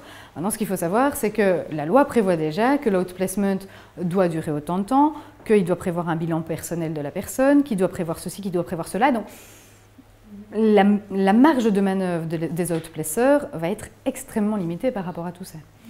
Mais voilà, c'est à eux de prendre la balle au bond et d'essayer de se distinguer. Parce que très clairement, Sinon, on va avoir que des offres qui sont strictement identiques. Vous serez bien obligé d'en piocher un dans le tas. Et sur les 10 qui auront fait une offre à 1 800 € qui est identique aux 9 autres, ben vous aurez 9 recours. Donc voilà. Mais je pense que la question du marché public n'a pas du tout été envisagée dans les travaux parlementaires. Pourquoi? Parce que c'est du pur droit social. Et alors on se dit, ben voilà, il n'y a pas de raison que les administrations publiques finalement n'offrent pas un reclassement. Allez hop, on met les administrations publiques dedans. Et on ne se pose pas la question de savoir quid en matière de marché public, parce que je pense que là, vous allez être confronté à des difficultés. Et les dispositions sont d'ailleurs tellement récentes que j'imagine mal comment le secteur de l'outplacement l'a déjà anticipé. Donc je pense que les premières offres que vous allez recevoir vont être, si pas identiques, très similaires, et que vous allez avoir certaines difficultés pour les départager, en tout cas pour justifier de les départager. Alors à moins que de prendre tous les prestataires qui ont une offre identique et qui soit la moins chère, je ne vois pas très bien comment vous allez faire. Donc voilà, si vous voulez, on invitera mon associé spécialisé en marché public pour la fin de la présentation pour que vous puissiez lui poser des questions plus précises par rapport à tout ça. Mais très clairement, une des choses à faire en rentrant chez vous, c'est tirer la sonnette d'alarme niveau marché public et essayer de lancer la procédure le plus rapidement possible, parce que si vous licenciez demain un travailleur, vous êtes déjà en infraction avec la législation. Reprenons le cas d'Edith. Edith, elle a été engagée le 15 janvier 2001, elle est licenciée par hypothèse le 25 janvier 2014. Je vous l'ai expliqué tout à l'heure, elle a droit à un préavis de 13 mois et 2 semaines. On est donc très largement au-delà des 30 semaines. Elle a donc droit à une procédure de reclassement légale, la procédure telle qu'elle est prévue dans le nouveau régime. Mais attention, Eric, je vous l'ai dit, il a été engagé le 3 janvier 2014, il vient d'avoir 45 ans. Imaginons par hypothèse qu'il soit licencié dans 1 an, il aura donc 1 an d'ancienneté. Donc, il a un préavis de 8 semaines, certes, mais étant donné qu'il a 45 ans et 1 an d'ancienneté, il aura droit au reclassement professionnel dans le cadre de la CCT 82. Sachant qu'Eric, vous devrez lui faire une offre d'outplacement à l'issue de son indemnité, enfin de la période couverte par son préavis, ou au moment où vous lui payez son indemnité, que les délais pour vous mettre en demeure ne seront pas les mêmes, etc. Donc il va falloir vraiment se replonger dans la matière. La bonne nouvelle pour les administrations publiques, c'est que vous avez un marché public, mais vous n'êtes pas soumis à la CCT 82, donc voilà, vous devrez un petit peu moins jongler. Alors, évidemment, le temps des bonnes résolutions, comment se mettre en ordre? En réalité, la loi vous offre de nouveaux outils, donc ça ne va pas véritablement être une remise en ordre au niveau de vos documents sociaux, parce que ça reste très limité, ça va vraiment être une nouvelle manière de penser et d'utiliser les outils qui vous sont fournis. Donc, mis à part cette question un peu pointue du marché public, que faire? Le règlement de travail, l'adapter sur les délais de préavis, parce que ça, c'est une mention obligatoire, mais ça ne va pas poser de grandes difficultés. Après ça, à vous de voir si vous prenez le risque, oui ou non, d'introduire dans votre règlement de travail cette fameuse assignation à résidence du travailleur en cas d'incapacité. Donc voilà, je pense que sur le ratio coût-bénéfice, dans la majorité des cas, ça n'en vaudra pas la peine, sauf peut-être dans des entreprises qui ont un taux d'absentéisme monumental et qui ont véritablement besoin de marquer le coup. Mais je pense que dans la majorité des entreprises, le ratio coût-bénéfice n'en vaudra pas vraiment la peine. Au niveau des contrats de travail, finalement, vérifiez surtout les dates d'expiration des clauses que vous aviez conclues, sachant que les clauses que vous aviez conclues restent soumises à l'ancien régime. Donc, imaginons vos clauses d'essai, elles restent suspendues comme elles l'étaient dans le cadre de l'ancienne loi.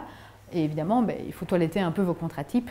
Maintenant, il y a beaucoup de contrats types qui fonctionnent, qui sont déjà fournis par les secrétariats sociaux, ne fût-ce que pour remodifier vos clauses d'écolage, vos clauses de non-concurrence, supprimer les clauses d'essai et adapter les délais de préavis. Mais sur le plan des documents sociaux en tant que tels, le travail ne va pas être énorme, je pense.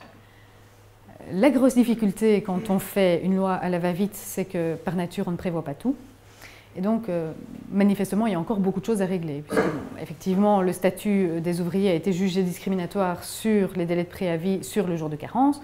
Mais il y a encore toute une série de dispositions qui prévoient des régimes différents. Les ouvriers n'ont pas un régime de vacances identique aux employés, de la même manière que leur incapacité de travail n'est pas gérée de la même manière. On a toujours cet article 63 qui court. Quid?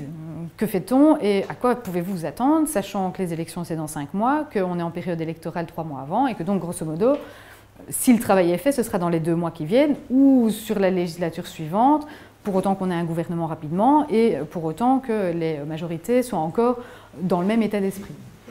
Le législateur, pour éviter que le prochain gouvernement ne fasse un peu qu'à sa guise et ne respecte pas l'accord qui a été pris avec les partenaires sociaux au mois de juillet, a déjà prévu certaines choses dans la loi. Alors, première chose, je vous l'ai dit, finalement, on a un régime transitoire pour les ouvriers. Mais le Conseil d'État disait oui, mais fort bien, mais la Cour constitutionnelle vous a dit, à partir du 7 juillet 2013, il n'est plus justifié d'avoir des distinctions de préavis entre les ouvriers et les employés. Or, avec le régime qui est mis en place par le législateur, tous les ouvriers engagés sur l'ancien régime continuent en quelque sorte à être discriminés. Donc cette discrimination, elle va être progressivement réduite par le biais d'une allocation complémentaire au licenciement. L'idée, c'est de dire que progressivement, en fonction de l'ancienneté de vos ouvriers, et donc ça s'applique déjà pour le moment aux ouvriers de plus de 20 ans d'ancienneté, les ouvriers auront droit, s'ils ont plus de 20 ans d'ancienneté maintenant, s'ils ont plus de 15 ans d'ancienneté l'année prochaine, etc., au préavis, comme s'ils avaient acquis l'intégralité de leur ancienneté sur le nouveau régime. Alors, les employeurs disaient oui, fort bien, mais nous, ça va nous coûter une fortune de devoir allouer les nouveaux préavis, alors que finalement, on les a engagés sous l'ancien régime en pensant pouvoir leur octroyer un préavis qui soit assez limité. Et donc, pour répondre à cette demande des employeurs, l'idée, c'est que la différence nette entre ce qu'aurait reçu l'ouvrier en vertu de nouveaux régimes et ce qu'il reçoit en vertu du calcul en 2 étapes est prise en charge par l'ONEM. Comment? C'est une très bonne question. J'ai contacté plusieurs bureaux de l'ONEM hier parce que la question m'avait été posée. Aucune réponse. Eux-mêmes ne sont pas encore avertis. Il y a vraisemblablement une réunion du comité de gestion de l'ONEM la semaine prochaine. On en saura plus bientôt. Une chose qui me semble évidente, c'est que vous... Pardon ? Ils vont devoir voir le précompte professionnel, ah oui ? la sécurité sociale. Donc en réalité, ce sera la différence nette qui sera prise en considération par l'ONEM. Donc ce sera du calcul au cas par cas. Chaque ouvrier devra retourner avec ses fiches de paye, etc. Dire moi je gagnais autant en net. En vertu des du nouveau préavis, je perds en net autant et donc l'allocation complémentaire, merci de me la verser. La grosse difficulté qui se pose, c'est quid des employeurs? Est-ce que si vous licenciez aujourd'hui un ouvrier qui a plus de 20 ans d'ancienneté, vous devez lui faire prester un préavis nouveau régime ou vous devez lui faire prester un préavis double calcul transitoire et puis lui dire écoute, va voir à l'ONEM pour ton indemnité complémentaire? Point d'interrogation. D'un point de vue pragmatique, je ne vois pas très bien comment vous pourriez contraindre votre ouvrier à prester le préavis nouveau régime entre guillemets et à aller rechercher la différence à l'ONEM. Pragmatiquement, je pense que l'ONEM ne vous payera pas la différence. Donc je pense que l'option qui sera choisie, c'est de vous dire vous pouvez faire prester selon le préavis obtenu en vertu du calcul transitoire. À la fin de ce préavis, calcul des dispositions transitoires, vous mettez un terme au contrat et l'ouvrier s'adresse à l'ONEM pour obtenir la différence. Enfin, j'ose espérer que les dispositions seront aussi pragmatiques que ce que je le pense et qu'on pourra se diriger vers ce genre de solution. Mais l'objectif est très clairement de modifier les formulaires C4, etc. pour, en réalité, prendre en considération ces réalités-là, sachant que ces réalités-là s'appliquent depuis le 1er janvier, mais que les formulaires C4 ne sont pas encore adaptés par rapport à tout ça. Deuxième objectif du législateur, c'était de favoriser les commissions paritaires à prendre des mesures pour favoriser l'employabilité.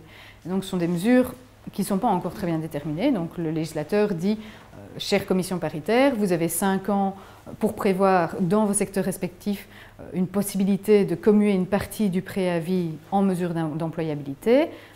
Les mesures d'employabilité, ça peut être leur classement professionnel, ça c'est dit dans les travaux préparatoires, ça peut éventuellement être la prise en charge par l'employeur d'une formation. Après ça, on n'en sait pas beaucoup plus. La grosse difficulté, c'est que le législateur nous dit, attention cher secteur, si vous n'avez pas revu votre copie dans les 5 ans et si vous n'avez pas prévu des mesures d'employabilité qui pouvaient venir en conversion d'un tiers du préavis pour les préavis de plus de 30 semaines, je sanctionnerai les employeurs par une cotisation patronale de 3% et les travailleurs qui subiront, eux, une cotisation personnelle de 1%. C'est une mesure qui fait crier, en tout cas, au Conseil d'État, parce que le Conseil d'État nous dit, mais enfin, les mesures d'employabilité, ce n'est pas de la compétence des commissions paritaires. C'est de la compétence des régions éventuellement, mais très clairement, le législateur ne peut pas dire « j'espère favoriser l'emploi, débrouillez-vous, je ne vous dis rien de plus, mais par contre, je vous sanctionne si vous ne l'avez pas fait ». Donc, sur la constitutionnalité de ces dispositions-là, à voir. À mon avis, il y a des recours qui vont être introduits à la Cour constitutionnelle parce que je ne pense pas que les organisations syndicales accepteront, dans des commissions paritaires qui sont éventuellement moins actives parce que les membres en sont moins actifs, que les travailleurs soient sanctionnés sur leur indemnité de rupture parce que les commissions paritaires n'ont pas fait leur travail. Donc, à voir, en discussion. Pour le moment, ça reste encore un peu flou, mais il faut rester à l'écoute de ces dispositions parce qu'effectivement, dans un délai de 5 ans, ça devra bouger par rapport à tout cela. Pour tous les secteurs qui prévoyaient des indemnités complémentaires aux allocations de chômage, ce sont des indemnités qui seront supprimées à partir du 1er juillet 2015. Alors, jusqu'au 1er juillet 2015, comment est-ce qu'on fonctionne? On calcule ces indemnités complémentaires, on vérifie si elles sont supérieures ou inférieures à la différence entre nouveau régime, ancien régime. Si elles sont inférieures, elles viennent en déduction de l'indemnité. Si elles sont supérieures, on ne paye en sus de l'indemnité que la période qui est supérieure. La pierre d'achoppement, alors les institutions publiques sont déjà un peu plus aguerries par rapport à tout cela, mais une des pierres d'achoppement de ce nouveau projet, c'est le fameux article 63 sur le licenciement abusif des ouvriers. C'est-à-dire que l'article 63, il se justifiait justement parce qu'il y avait une distinction de traitement entre les ouvriers qui avaient des préavis particulièrement réduits et les employés qui avaient des préavis plus importants. Dans le cadre du nouveau régime, finalement, ça ne se justifie plus. Mais par contre, le législateur ne supprime pas tout bonnement l'article 63. Le législateur nous dit « je supprimerai l'article 63 quand le Conseil national du travail ou son équivalent au niveau des institutions publiques auront prévu une obligation pour l'employeur de motiver le licenciement ». Vous me direz, institutions publiques, nous on le faisait déjà, la loi sur la motivation des actes administratifs, etc.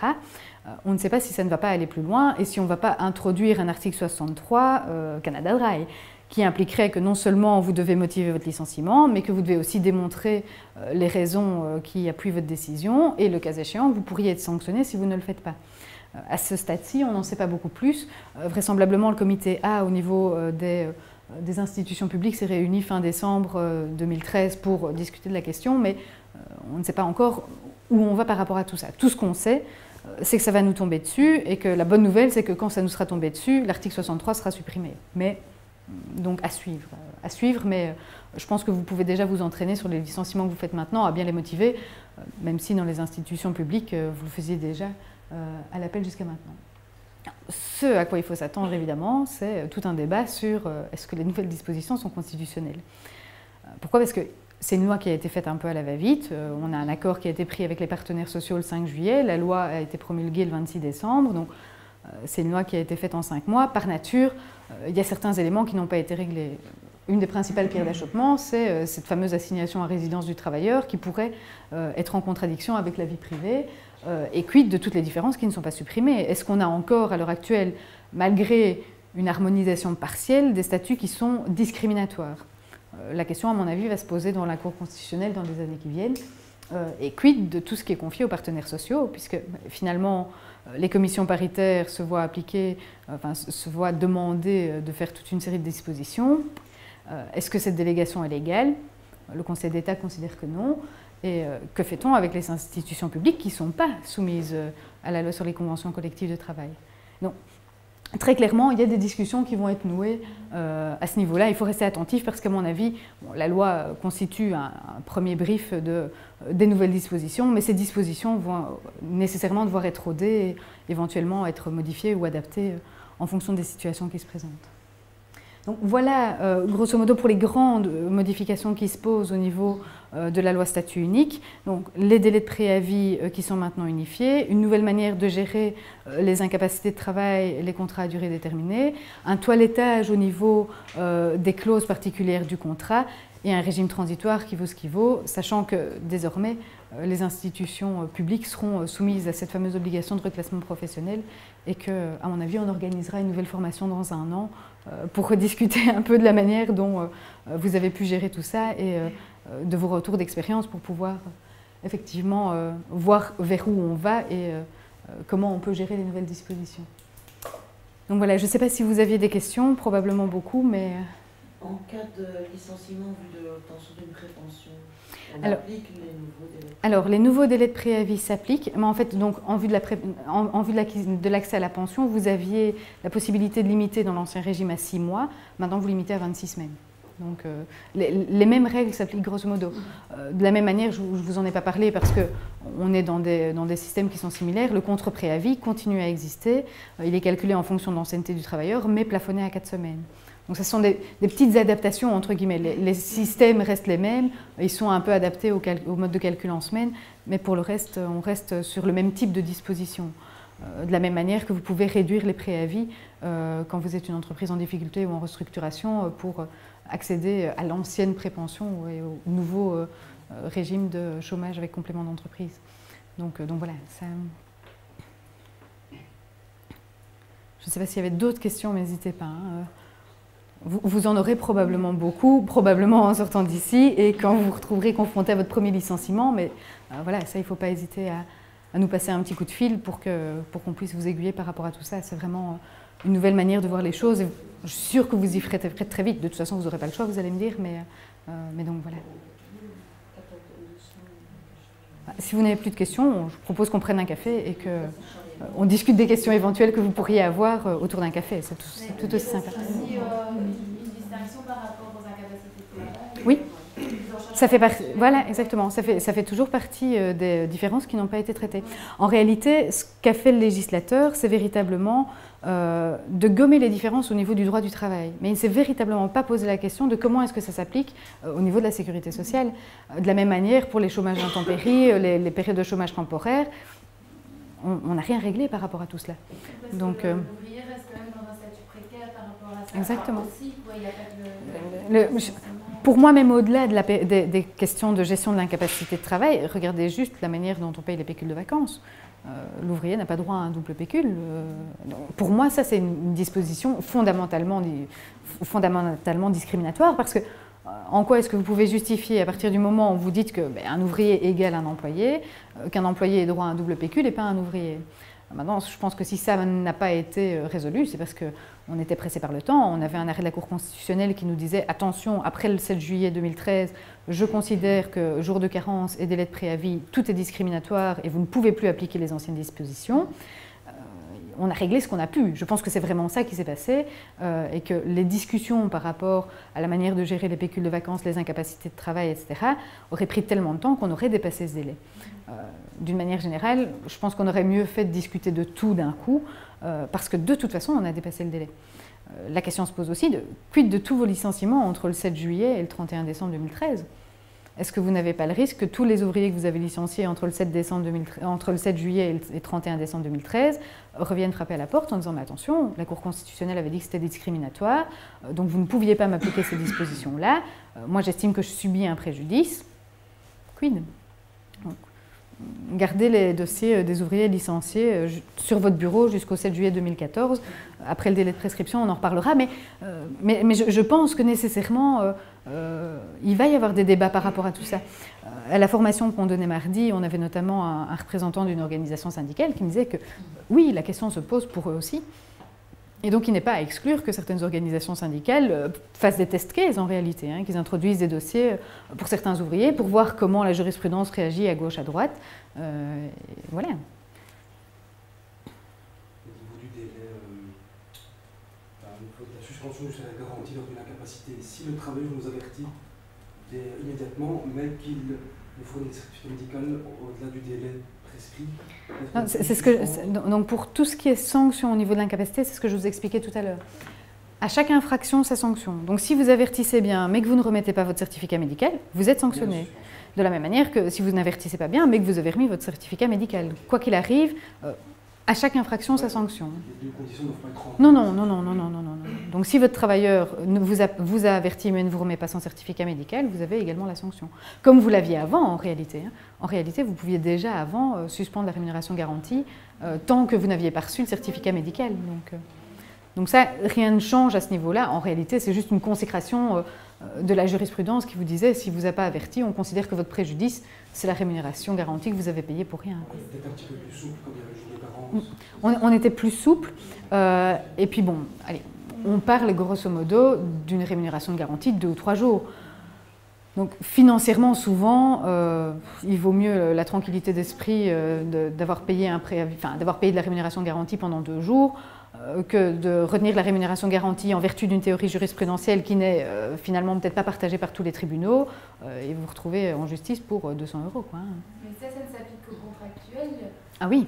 Parce qu'on est en matière de rémunération, comme la rémunération s'applique aussi aux statutaires, mais bon, ça n'est Alors on est... une loi qui concerne... Voilà, exactement. Donc en fait, on est ici uniquement dans le cadre du contrat de travail, donc ça ne s'appliquera qu'aux contractuels, effectivement. Ce qui risque de poser problème dans votre manière de gérer votre personnel. Enfin, ceci dit, vous aviez déjà une manière de gérer votre personnel à deux niveaux, très clairement, mais donc voilà, vous aurez une possibilité de sanctionner les travailleurs contractuels que vous n'aviez pas au préalable et que vous n'avez pas vis-à-vis de la fonction publique. Mais... Okay. Je ne sais pas si vous aviez d'autres questions. La présentation est accessible. Alors, la présentation, elle sera accessible. En fait, donc, la vidéo va être accessible bientôt et les slides seront présentés en même temps. Vous aurez une présentation sur 2 niveaux avec les slides qui s'affichent en même temps. Donc, vous pourrez réécouter à l'envi tout ce que je vous ai dit, au cas où il y a des choses qui ne vous paraissaient pas claires. Vous pourrez le refaire d'ici 2 semaines, ou juste pour le plaisir de me revoir en vidéo, ça vous pourrez le faire aussi. Oui, moi ce que je voudrais bien préciser justement, c'est concernant l'incapacité de 6 mois. Avant, c'est vrai qu'on se servait souvent de ce motif pour licencier, puisque nous on était obligés de motiver donc pour les 6 mois maladie longue durée. Si maintenant ça n'existe plus, est-ce que la motivation pour absence répétée va passer de la même façon? Alors au niveau de l'ONEM, vous voulez dire? Enfin, non, au niveau de la motivation. Au niveau de la motivation, oui. En réalité, ce qu'il y a, c'est qu'avant, vous faisiez usage d'une possibilité légale. Maintenant, vous ferez toujours usage d'une possibilité légale. C'est juste qu'on ne mettra plus d'exigence par rapport à tout cela. Donc, pour tout ce qui est motivation d'un licenciement en cas d'incapacité, vous pourrez toujours dire, ben voilà, l'incapacité de travail est trop longue à notre estime. Vous ne ferez plus référence à cette période de 6 mois qui était visée par le législateur, mais vous direz simplement incapacité de trop longue durée, empêchant le service de continuer. Oui, mais c'est plus délicat. Ce sera plus délicat parce que vous n'aurez plus, entre guillemets, le législateur ne vous prendra plus par la main pour vous dire effectivement vous pouvez le faire. Ceci dit, dans le cadre... Comment va-t-il considérer qu'effectivement, si le travailleur va en recours, va-t-il considérer qu'il y a une maladie longue durée voilà. Alors, mais déjà avant, vous n'aviez pas l'obligation de mettre fin au contrat de travail. Vous voyez ce que je veux dire? Donc, en réalité, ce que vous faisiez, il n'y a personne qui en discutait si ça allait devant les... En réalité, ce que je pense, c'est que ça va donner lieu à des recours, mais que ça ne donnera pas forcément lieu à des invalidations. Effectivement, les travailleurs vous diront plus souvent, ben voilà, avant il y avait un article qui le prévoyait, vous faites usage de cet article, d'accord, maintenant il n'y a plus rien qui le prévoit. Donc c'est véritablement cette absence de législation qui fera que le travailleur pourrait aller en recours, mais je vois mal comment quelconque instance pourrait invalider ça, sauf effectivement quand on est un peu trop pointillé. Motiver l'organisation du travail. Donc est-ce que si le travailleur est remplacé, ça ne tiendra plus la route? On va nous dire que le travailleur était remplacé. Donc mais vous ne devrez pas forcément avoir... Mais reprenons bêtement le cas d'un ouvrier que vous licenciez, même s'il est incapable de travailler pendant plus de 6 mois. Vous dites, je le licencie parce que je dois réorganiser mon travail et que votre absence me pose préjudice. Et vous réengagez quelqu'un juste après. Dans le cas de l'article 63, le raisonnement est exactement pareil, vous voyez. Parce que... C'est pas parce que vous réengagez quelqu'un que nécessairement... Si notre travailleur il est absent, on attend le salaire garanti, on le remplace. Puis maintenant, on va motiver notre licenciement en disant absence de trop longue durée, perturbant l'organisation du travail. Le législateur pourrait nous dire oui, vous allez les remplacer, donc où ça perturbe l'organisation? Ce sera vraiment, vous n'êtes pas obligé d'indiquer perturbant l'organisation du travail. Vous pouvez aussi vous dire, moi, je freine des cas de fer, je ne veux pas prendre de risques et j'attends 6 mois.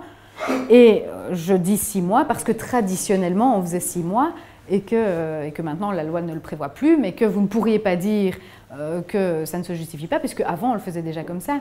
Donc ça va vraiment être une gestion au cas par cas. Très clairement, vous n'aurez pas d'autre choix que de dire longue incapacité de travail. Je ne vois pas très bien comment vous pourriez motiver autrement. Ici, nous, on a le cas, on a licencié une personne au début de ce mois pour maladie longue durée, mais dans la motivation, on a repris l'ancienne législation. C'est une personne qui avait été engagée avant. Hein. Donc je suppose que la délibération va être suspendue. Surtout dans votre cas particulier. Donc, la question qui se posait, c'était véritablement de savoir si vous pouvez utiliser cette ancienne disposition pour les anciens contrats, pour les licenciements à partir du 1er janvier. Déjà, vous allez avoir un problème de motivation formelle parce que l'article que vous citez n'existe plus. Donc déjà, rien que ça, vous allez devoir passer un premier barrage. On va vous dire, attention, stop, vous faites référence à une disposition qui n'existe plus. Premier moyen de cassation, entre guillemets. Et puis après ça, pour moi, sur la motivation au fond, vous avez toujours le droit de le faire. Mais par rapport à la notification qui a été faite aux travailleurs, la législation est précise. À partir du moment où le congé est donné, il est irrévocable, même si la délibération n'est pas valable. Bien sûr. Vous allez retirer l'acte et on reprendra avec je pense que vous avez plutôt intérêt à faire ça comme ça, effectivement. Parce que conserver cet acte en l'état, c'est un risque de recours très certain. Le vrai problème dans toutes ces dispositions, c'est qu'elles ont été prises tellement à la va-vite que la loi a été promulguée vraiment toute fin 2013 et s'applique 5 jours plus tard. Et donc vous n'avez pas la possibilité d'avoir un recul suffisant par rapport à tout ça. Moi, j'ai 2 cas qui ont gâché mes réveillons, qui sont des cas où, très clairement, à cause de la législation statut unique, on a été obligé de licencier avant 2013 pour pouvoir bénéficier de possibilités de négociation. Je prends un exemple tout bête, parce que la législation statut unique, maintenant, nous cadenasse en termes de négociation. Vous prenez un travailleur qui aurait droit au minimum légal de 12 mois et à une grille classe de 17 mois. Avant, vous pouviez encore négocier avec votre travailleur, je vous licencie moyennant 12 mois d'indemnité, et pour les 5 mois qui restent, on s'arrange, on optimise en tout cas, on transforme de la rémunération en ce qui n'en est pas. Bon, effectivement, c'est de l'ingénierie par rapport à tout ça, mais maintenant vous ne pourrez plus le faire. Pourquoi? Parce qu'avant, votre travailleur, l'ONEM ne pouvait pas lui reprocher d'avoir accepté le minimum légal, c'était légal. Maintenant, votre travailleur, le minimum légal, c'est 1 mois par année d'ancienneté. Donc, dans le même cas, un travailleur qui aurait par exemple 17 ans d'ancienneté, qui aurait eu droit à 17 mois grille class, vous ne pourrez plus négocier sur la différence entre la grille class et le minimum légal. Donc, on va vraiment avoir des difficultés à négocier par rapport à tout cela. Je vois que ça vous déprime.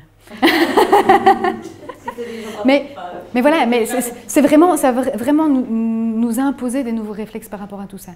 Ne fût-ce qu'en termes de négociation, parce que très clairement, enfin, moi j'avais notamment pour les 2 cas de mon réveillon de Noël, une travailleuse qui me disait, mais moi je veux négocier avec mon employeur. Son employeur avait mal notifié le préavis, il avait notifié de la main à la main, donc préavis nul, donc ça faisait 12 mois qu'elle prestait en vertu de rien du tout, donc en vertu de pas de préavis.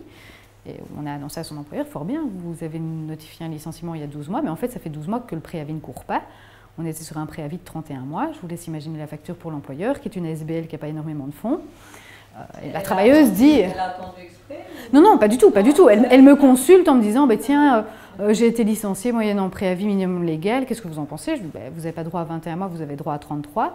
Et en plus de ça, les 12 mois que vous avez prestés jusqu'à maintenant, ils valent pour rien. Donc vous avez droit encore maintenant, aujourd'hui, à 33. La travailleuse me dit, je n'ai pas spécialement envie de rentrer en conflit avec mon employeur. Je préférerais négocier sur base de 21 mois minimum légal. Ok, mais vous devez nécessairement, dans ce cas-là, être licencié avant le 31 décembre. Ce n'est pas gérable autrement. Sinon, vous vous mettez, vous, en porte-à-faux vis-à-vis de l'ONEM, puisque, ayant 32 ou 33 ans d'ancienneté, vous devriez ne pas descendre en dessous de 32 ou 33 mois. Donc, même si la travailleuse veut favoriser, entre guillemets, l'entreprise, elle ne sait plus le faire. Et donc mais la grande difficulté, c'est que cette formation, vous devriez l'avoir eue 3 mois avant l'entrée en vigueur pour pouvoir gérer votre personnel par rapport à tout ça. Alors là, ceux qui ont eu un peu de chance et qui m'ont appelé dans les 2 semaines qui précédaient l'entrée en vigueur, on a pu vite éventuellement corriger le tir, mais très clairement, pour vous, ça va être plus compliqué. Y compris quand vous avez licencié au 1er ou au 2 janvier, sur base de vos réflexes habituels et pas de chance. Donc voilà, donc c'est très clairement une autre approche et une autre logique qu'il va falloir mettre en place, vraiment. Donc voilà, je ne sais pas si vous aviez encore des questions, mais oui, dites-moi. Par rapport, si on licencie avec indemnité de préavis, donc le licenciement, enfin le contrat prend fin immédiatement. On doit quand même attendre les 3 jours de la notification par recommandé. Alors, dans ces cas-là, il y a une solution encore plus simple. Donc, si vous voulez faire courir l'indemnité de rupture immédiatement, entre guillemets, donc, il n'y a rien qui vous oblige à notifier la rupture d'un contrat moyennant indemnité pas recommandé. Le recommandé, il n'est obligatoire que si vous voulez faire courir un préavis. Et donc, le mieux à faire dans ces cas-là, c'est vraiment, vous convoquez votre travailleur, vous lui dites, écoute, on met fin à ton contrat, merci, au revoir, et vous lui confirmez par recommandé en lui disant, conformément à notre entretien de ce jour, nous vous licencions aujourd'hui, et vous gagnez 3 jours de rémunération. Mais ça, c'était déjà applicable avant. Vous l'appelez. Hein. Vous pouvez licencier quelqu'un par téléphone. Oui, bien sûr, ça j'imagine bien, mais vous pouvez déjà le faire comme ça. En réalité, le licenciement moyennant indemnité, toutes les formalités passent à la trappe.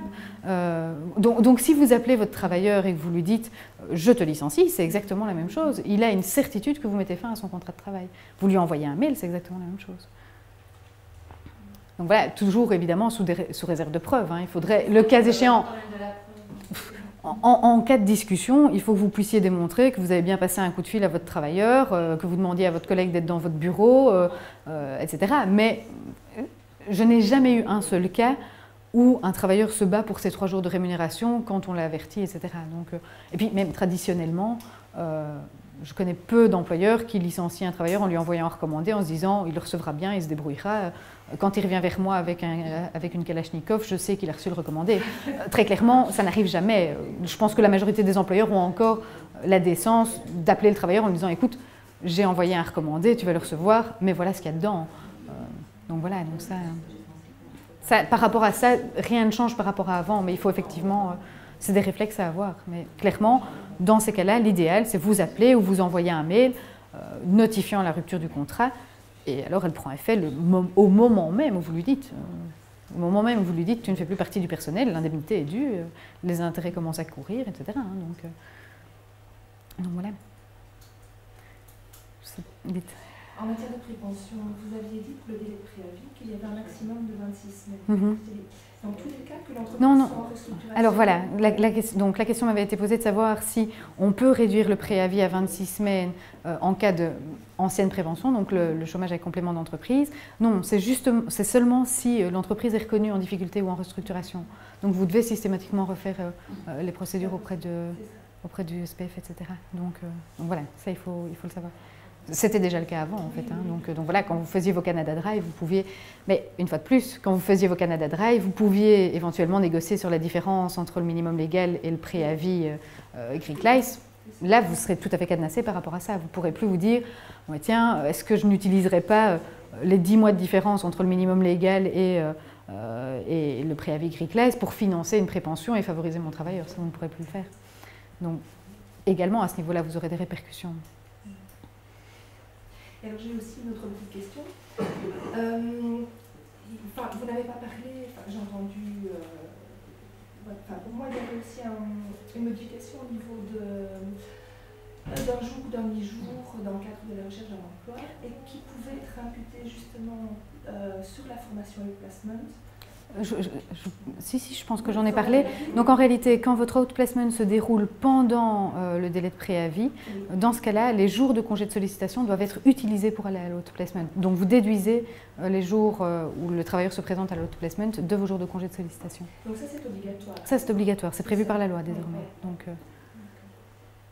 et dans une certaine mesure, le travailleur est lésé parce que s'il n'a pas retrouvé d'emploi, il ne peut pas utiliser cette journée ou cette demi-journée. Voilà, exactement.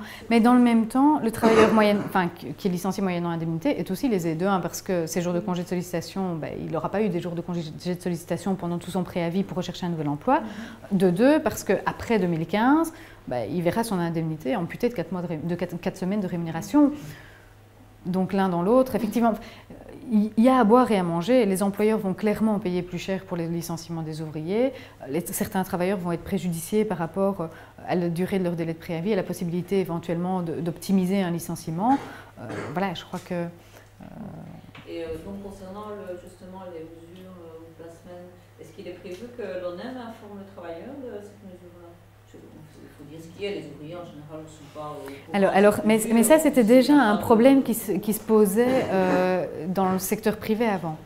Pourquoi? Parce que donc, le travailleur a l'obligation de mettre son employeur en demeure, de lui fournir un outplacement. Prenons le cas d'un travailleur, que ce soit un ouvrier ou un employé, mais prenons le cas d'un travailleur qui a une très longue durée de préavis, ou en tout cas une indemnité qui est de plus de 12 mois. Il laisse expirer la période de 12 mois de prescription et après les 12 mois, il arrive à l'ONEM, on lui dit tiens, est-ce que vous avez accepté votre reclassement? Ah ben non, ah ben donc sanction. Et le travailleur ne sait juste plus rien faire vis-à-vis de son employeur. Donc déjà, on avait écrit des articles par rapport à tout ça, notamment, mais ça je peux vous l'envoyer si vous voulez, un article avec Steve Gilson sur la CCT 82 et l'outplacement ancienne version. Ça posait déjà un énorme problème parce que les travailleurs ne sont pas informés de ça. Et donc, à moins que de consulter un excellent avocat. Mais ça va quand même poser un problème pour les travailleurs de plus de 45 ans, parce que eux, quel que soit leur délai de préavis, ils ont droit sur la semaine.